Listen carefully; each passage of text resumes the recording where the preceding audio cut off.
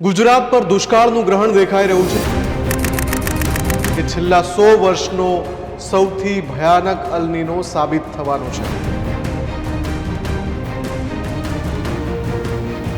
149 વર્ષનો સૌથી ભીષણ અલનીનો જે છે, કેમ કે ઓગસ્ટના આટલા બધા દિવસ પૂરો થવા પર ઓગસ્ટ મહિનો છે ત્યારે પણ વરસાદના ઠેકાણા નથી। ગુજરાત પર દુષ્કાળનું ગ્રહણ દેખાઈ રહ્યું છે અને આ ગ્રહણની પાછળ એટલે કે દુષ્કાળના ગ્રહણની પાછળનું જે કારણ છે એ જેટલું ચિંતાજનક છે એનાથી વધારે ચિંતાજનક છે એ અલનીનો, જેને લઈને હવે બ્રિટનના હવામાન વિભાગે પણ એક મોટી ચિંતાજનક ભવિષ્યવાણી કરી છે। ન માત્ર આ વર્ષનું ચોમાસું જે છે જેના પર દુષ્કાળના દાખલા મંડરાઈ રહ્યા છે, કેમ કે ઓગસ્ટના આટલા બધા દિવસ પૂરો થવા પર ઓગસ્ટ મહિનો છે ત્યારે પણ વરસાદના ઠેકાણા નથી અને હવામાન વિભાગના જે અપડેટ્સ આવી રહ્યા છે, જે વેધર એક્સપર્ટ કહી રહ્યા છે, જે અલગ અલગ વેધર મોડલમાં જે અપડેટ આવી રહ્યા છે, તમામનું કહેવું છે કે ઓગસ્ટ આખો પૂરો થઈ જશે પણ વરસાદ નહીં આવે। એનો અર્થ એ થાય છે કે 4 અઠવાડિયા ગુજરાતમાં વરસાદ વિહોણા જશે। મોટા ભાગના વિસ્તાર ગુજરાતના એવા છે કે જ્યાં 4 સપ્તાહ કરતાં વધારે સમયથી વરસાદ પડ્યો નથી અને આ બધાની વચ્ચે બ્રિટનના હવામાન વિભાગની એ ભવિષ્યવાણી કે અલનીનો જે છે એ છેલ્લા 100 વર્ષનો સૌથી ભયાનક અલનીનો સાબિત થવાનો છે। હું આપને યાદ અપાવી દઉં કે આની પહેલા એક રિપોર્ટ મેં પણ ન્યૂઝરૂમ પર આપને બતાવ્યો હતો, ત્યારે પણ આંતરરાષ્ટ્રીય જે વેધર ફોરકાસ્ટ એજન્સી છે એમના અહેવાલને ટાંકીને મેં કહ્યું હતું કે આ વર્ષે ભારત દેશ પર અને એમાં ખાસ કરીને 8 થી 10 રાજ્યો પર દુષ્કાળનું સંકટ દેખાઈ રહ્યું છે અને 149 વર્ષનો સૌથી ભીષણ અલનીનો જે છે એ આ વખતે આપણા ચોમાસાને હેરાન પરેશાન કરવાનો છે। ત્યારે જે નવી જે આગાહી હમણાં કરી છે 24 કલાક પહેલા, એમાં શું ચિંતાજનક છે, આખરે એવું તો એમણે શું કહેવું છે અને કેમ આપણે વચ્ચેથી વરસાદ અચાનક સાવ ગાયબ થઈ ગયો છે, તમામની વાત કરવી છે। નમસ્કાર, હું છું મુફદ્દલ કપાસી અને આપ જોઈ રહ્યા છો એડિટર્સ પોઈન્ટ વિથ MK।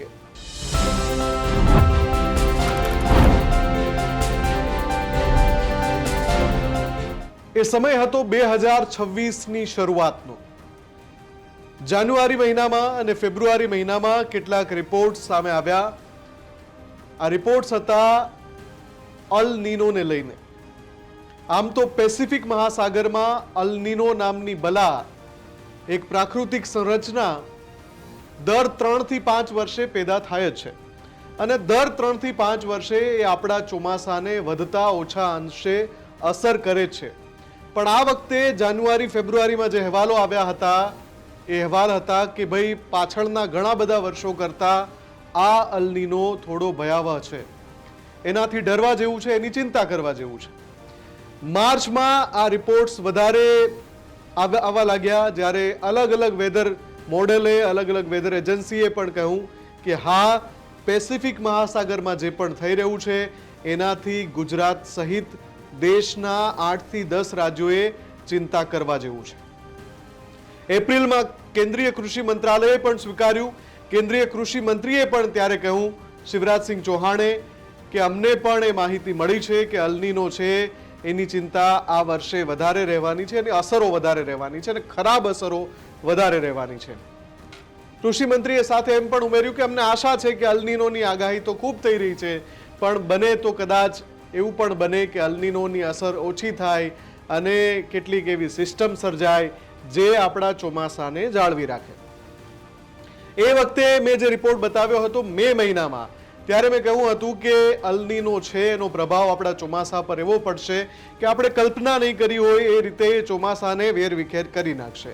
ઓગસ્ટની શરૂઆત થઈ ત્યારે વરસાદ ગુજરાતમાં ખૂબ સારો પડ્યો અને આપણે જોયું કે 2 ઓગસ્ટ સુધી 72 કલાક લાગલગાટ સારો વરસાદ પડ્યો અને એ વરસાદના કારણે ઘણા બધા વિસ્તારો જળબંબાકાર પણ થયા, ખાસ કરીને દક્ષિણ ગુજરાત।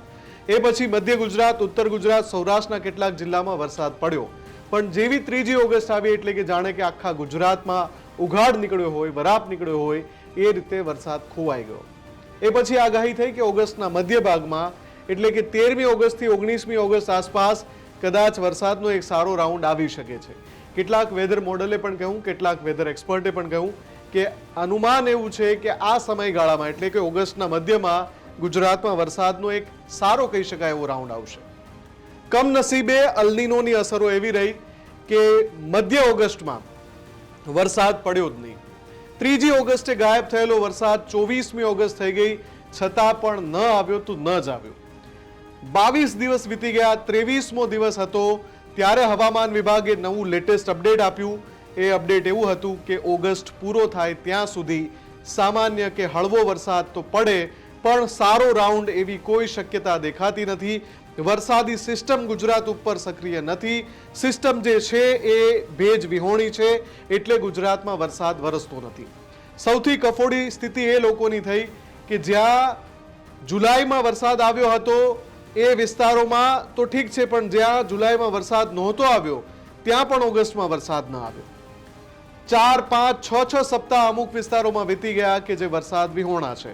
ખાસ કરીને પશ્ચિમ સૌરાષ્ટ્ર, મધ્ય સૌરાષ્ટ્રના કે ઉત્તર સૌરાષ્ટ્રના કેટલાક તાલુકા, કચ્છના મોટા ભાગના તાલુકા, ઉત્તર ગુજરાતના મોટા ભાગના તાલુકા, મધ્ય ગુજરાતના કેટલાક તાલુકા, આ જેટલા વિસ્તારના હું નામ બોલ્યો ત્યાં મોટા ભાગે એક મહિનો એવો વીતી ગયો છે કે સારો કહી શકાય એવો વરસાદ નથી પડ્યો. થોડી વાર ઝાપટું પડે, ઝરમર વરસાદ પડે અથવા 2-3 દિવસ ખૂબ જ વાદળછાયું વાતાવરણ રહે, આનાથી વિશેષ કંઈ નહીં. વળી પાછો ઉઘાડ નીકળી જાય. આ પરિસ્થિતિ લગાતાર થતી રહી.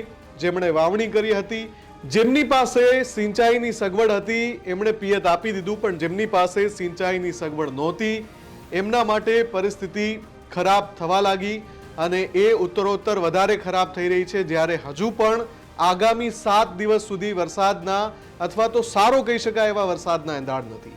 હવામાન વિભાગ અને કેટલાક વેધર મોડેલ કહી રહ્યા છે કે ગુજરાતમાં 26મી ઓગસ્ટ પછી એવા સંજોગો સર્જાય કે અલગ અલગ વિસ્તારમાં હળવો વરસાદ આવે, છૂટાછવાયા વિસ્તારમાં મધ્યમ વરસાદ પણ આવે, સામાન્ય ઝાપટા પડે, પણ એનાથી વધારે કશું નહીં. ભારે વરસાદ કે અતિ ભારે વરસાદ એવા શબ્દો આપણે વાપરી શકીએ એવી કોઈ સિસ્ટમ દેખાઈ નથી રહી. આ બધું કેમ થઈ રહ્યું છે? આ બધું એટલા માટે થઈ રહ્યું છે કે જેની વાત મેં કરી જાન્યુઆરી 2026, ફેબ્રુઆરી 2026, જ્યારે કેટલાક આંતરરાષ્ટ્રીય વેધર એક્સપર્ટે ચેતવણી આપી હતી કે અલ્નીનો આ વર્ષે ભારતને, ન માત્ર ભારત પણ આસપાસના ઘણા બધા રાષ્ટ્રો, ઘણા બધા દેશ એવા છે કે એના ચોમાસાને વેરવિખેર કરી શકે છે. જે નૈઋત્યનું ચોમાસું કેરળથી ભારતમાં એન્ટર થાય છે એ ચોમાસું 15મી જૂન આસપાસ ગુજરાતમાં પ્રવેશ કરે છે, પણ આપણે જોયું કે વારંવાર વચ્ચે ચોમાસું અટકી જતું હતું. 10-10 દિવસ, 15-15 દિવસ ચોમાસું આગળ જ ન વધે.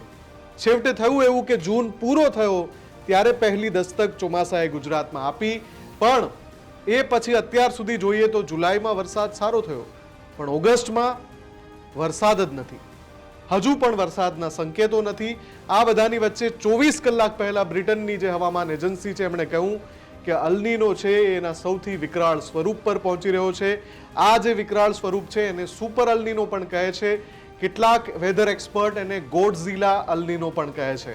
ગોડઝિલા અલ્નીનો એટલે કે એટલો ખરાબ અલ્નીનો કે જે હવામાનની આખી પ્રણાલિકાને વેરવિખેર કરી નાખે છે અને જે મોસમના અનુમાનો હોય એને ખોટા પાડે છે, ઊંધા પાડી દે છે. વરસાદ સદંતર ગાયબ નથી થતો. બહુ લાંબા ગેપ સુધી વરસાદ ના આવે, પાછો અચાનક પડે, પાછો ગાયબ થઈ જાય, અને એ પણ એક સરખો દરેક વિસ્તારમાં નહીં. ક્યાંક ખૂબ વરસાદ પડે, ક્યાંક બિલકુલ વરસાદ ન પડે. ગુજરાતમાં પણ આપણે એ સ્થિતિ જોઈ, જ્યારે દક્ષિણ ગુજરાતમાં સારો વરસાદ પડ્યો પણ બાકીના વિસ્તાર જો જોવા જઈએ તો ક્યાંય એટલો બધો નોંધપાત્ર વરસાદ નથી પડ્યો, સિવાય કે મધ્ય ગુજરાતના કેટલાક વિસ્તારોને બાદ કરતા.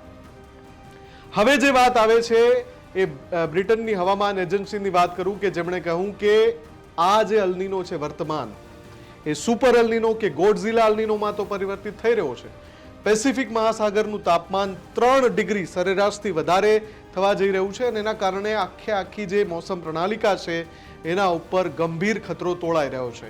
આના કારણે એવું પણ બનવા જઈ રહ્યું છે કે ન માત્ર 2026 પણ 2027ના ચોમાસાને પણ આ અલ્નીનો ખરાબ રીતે પ્રભાવિત કરશે. 2027માં પણ ચોમાસું સામાન્ય નહીં હોય એવું અત્યારથી જ બ્રિટનની હવામાન એજન્સી કહી રહી છે. એટલે કે આપણી ચિંતા માત્ર 2026માં પૂરી નથી થતી, 2027માં પણ આપણે ખરાબ ચોમાસા માટે અથવા તો અનિયમિત ચોમાસા માટે અથવા તો ધારી ન શકાય એવા ચોમાસા માટે તૈયાર રહેવું પડશે. એની સાથે સાથે એમણે એવું પણ કહ્યું છે કે 2027માં ગરમી પાછળના તમામ રેકોર્ડ તોડી નાખશે. 2027નું વર્ષ સૌથી ગરમ રહે તો પણ નવાઈ નથી. અત્યાર સુધી 2024ની જે ગરમી હતી એ સૌથી વધારે હતી, રેકોર્ડ બ્રેક હતી, પણ હવે 2027માં આંકડા 2024ના રેકોર્ડને પણ તોડી નાખે એ પ્રકારની સંભાવના મોસમ વૈજ્ઞાનિકોએ કરી છે. આ બધાની વચ્ચે જ્યારે આપણે પરેશ ગોસ્વામીને પૂછ્યું કે અલ્નીનો અંગે એમનું શું વિચારવું છે અને શું પરિસ્થિતિ થઈ શકે છે, તો એમણે જે જવાબ આપ્યો એ પણ ચિંતાજનક છે. સાંભળો. મુફદ્દલભાઈ, ચોક્કસથી ચિંતાની વાત છે ને મને યાદ છે ત્યાં સુધી ન્યૂઝરૂમના માધ્યમથી આપણે મે મહિનો ત્યારે આપણે સુપર મેગા અલ્નીનોની ચર્ચા કરતા હતા.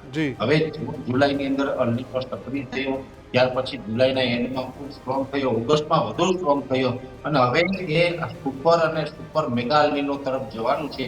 અને અલ્નીનો આમ તો સામાન્ય રીતે દર 3 થી 5 વર્ષે સક્રિય થતો હોય, પણ એ સ્લાઇટલી હોય એકદમ નોર્મલ સક્રિય થતો હોય. આ વર્ષે જે અલ્નીનો સક્રિય થવા જઈ રહ્યો છે તે વધુ સ્ટ્રોંગ હશે અને એ પણ 1877નો રેકોર્ડ તૂટવાનો છે. 100 વર્ષ નહીં મુફદ્દલભાઈ, 149 વર્ષનો રેકોર્ડ તૂટશે. આપણે જૂન મહિનામાં પણ આની ચર્ચા કરી ચૂક્યા છે કે 149 વર્ષનો રેકોર્ડ છે એ તૂટવાનો છે અને આ રેકોર્ડ તૂટવા જઈ રહ્યું છે. અલ્નીનો હવે જે આ અલ્નીનો ચિંતા એટલા માટે આપણા માટે વધારે છે કેમ કે જો નોર્મલ અલ્નીનો હોય તો આપણે આશા રાખી શકાય કે નેક્સ્ટ યરથી ફરી પાછો સામાન્ય થઈને આવતા વર્ષે પછી ન નડે. પણ જો સુપર અલ્નીનો અથવા તો સુપર મેગા અલ્નીનો બને છે તો એ જે પ્રશાંત મહાસાગરનું તાપમાન એટલું ઊંચું આવે એટલે પાછું નીચું આવતા પણ સમય લાગે.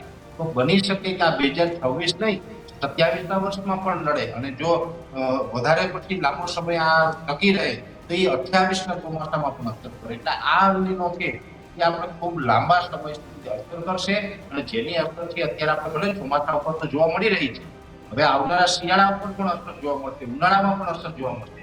અલ્નીનો સક્રિય થાય એટલે સ્વાભાવિક રીતે જે ઉત્તર ભારતના જે પહાડી પ્રદેશો છે જેમાં જમ્મુ કાશ્મીર, લેહ, લદ્દાખ, હિમાચલ પ્રદેશ, અરુણાચલ પ્રદેશ હોય કે ઉત્તરાખંડ હોય વગેરે એ તમામ વિસ્તારમાંથી જે વેસ્ટર્ન ડિસ્ટર્બન્સ પસાર થતા હોય ત્યાં બરફ વરસાદ પડે ને આપણે ઉત્તર પૂર્વના પવનોને કારણે ગુજરાતમાં જે 4 મહિનાનો શિયાળો એની જે ઠંડી આવતી હોય એ ઠંડીમાં પણ બ્રેક લાગી શકે ને એને કારણે શિયાળો પણ નબળો રહે.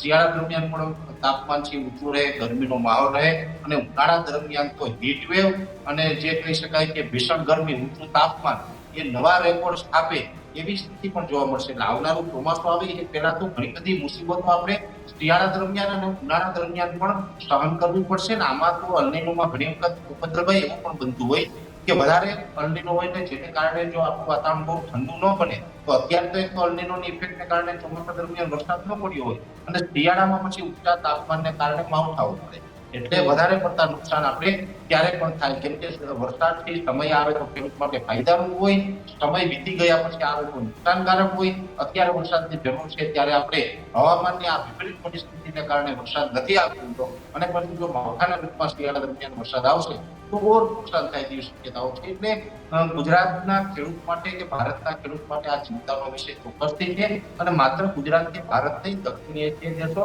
અને પૂર્વ આફ્રિકાના દેશો છે આ તમામ લગભગ 50% અથવા તો એનાથી વધારે વિસ્તારને અલ્નીનો છે ઇફેક્ટ કરતા હોય છે.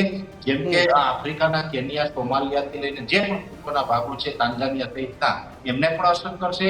એશિયાઈ ખંડની અંદર જે પાકિસ્તાન હોય, બાંગ્લાદેશ, અફઘાનિસ્તાન છે, નેપાળ, ભૂટાન, થાઈલેન્ડ, મ્યાનમાર અને કંબોડિયા સહિતના જે આ બધા એશિયાઈ દેશો છે આ તમામ વિસ્તારને આ વસ્તુનું નુકસાન થશે. એટલે આ કોઈ ભારત કે ગુજરાતનો પ્રશ્ન નથી, આ તો લગભગ અડધી પૃથ્વીનો પ્રશ્ન છે અને બધાએ આનો સામનો કરવો જ પડશે.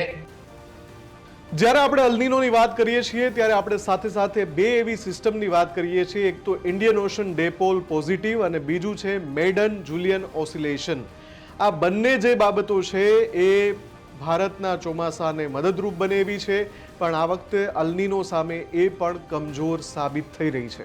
આપણે સૌ આશાવાદી છીએ અને આપણે આશા છે કે મેડન જુલિયન ઓસિલેશન અને ઇન્ડિયન ઓશન ડાયપોલ આ બંને સિસ્ટમ આપણને મદદ કરે અને આગામી દિવસોમાં આપણે ધાર્યું ના હોય એ રીતે અચાનક વરસાદનો એક જોરદાર રાઉન્ડ આવે અને ગુજરાતના ખેડૂતો જે હેરાન પરેશાન થઈ રહ્યા છે એમને આશીર્વાદરૂપ વરસાદ લઈને આવે.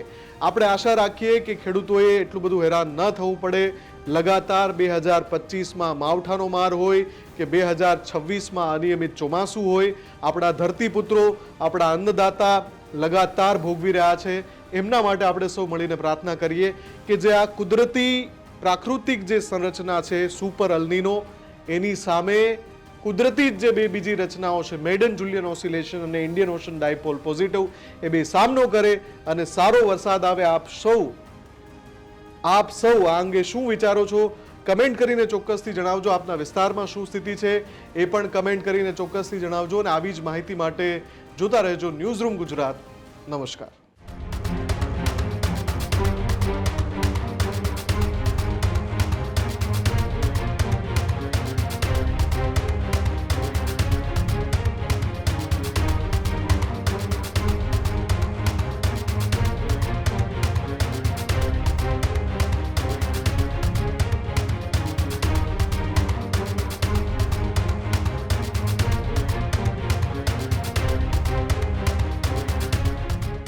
ખેડૂત ભાઈઓ છે ખેતરમાં ડ્રોન ઉડાવતા હોય છે ત્યારે આપણે એક પ્રશ્ન સતાવતો હોય છે કે જે આપણે અત્યાર સુધી જીપીએસ ટેકનોલોજી વાળા ડ્રોન વાપર્યા છે, જેથી કરીને મોબાઈલ ટાવર છે અથવા તો હાઈ ટેન્શન લાઈન પસાર થતી હોય, કોઈ વૃક્ષો હોય, ત્યારે જે જીપીએસ ટેકનોલોજી વાળા ડ્રોન છે એમાં ટકરાય અને ટ્રેસ થાય છે. પણ એગ્રીવન લાવ્યું છે જીએનએસએસ ટેકનોલોજી ડ્રોન, જેથી કરીને એ ડ્રોન છે એ કોઈ જગ્યાએ ટકરાય નહીં, પોતાની રીતે જ ડિસિઝન લે છે અને મૂવ થઈ જાય છે, જેથી કરીને જીએનએસએસ ટેકનોલોજી ડ્રોન છે એ વાપરવાનો આગ્રહ રાખો.